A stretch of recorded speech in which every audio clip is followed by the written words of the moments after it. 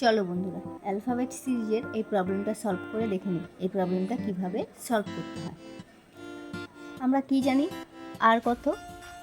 আর হচ্ছে 18, ইউ কত? ইউ হচ্ছে 21, এক্স কত? এক্স হচ্ছে 24, এ হচ্ছে 1, ডি হচ্ছে 4। তাহলে এখানে কত বসবে সেটা জানতাম। দেখো এগুলোর মধ্যে প্রত্যেকটা ডিফারেন্স কত হচ্ছে, দেখো +3, এটার থেকে এটা দেখো +3, আবার এটার থেকে এটা দেখো +3। কেন?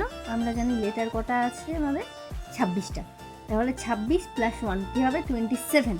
তার মানে কি 24 থেকে 27 মানে +3 অ্যাড হচ্ছে। এখান থেকে দেখো 1 থেকে আবার 4 আসছে, এটা হচ্ছে +3। তাহলে এখানে কি হবে আমাদের, এখানেও আমাদের +3 অ্যাড করতে হবে। তাহলে যদি আমরা +3 অ্যাড করি তাহলে আমাদের কোন লেটারটা হবে? তাহলে আমাদের লেটার আসবে হচ্ছে জি,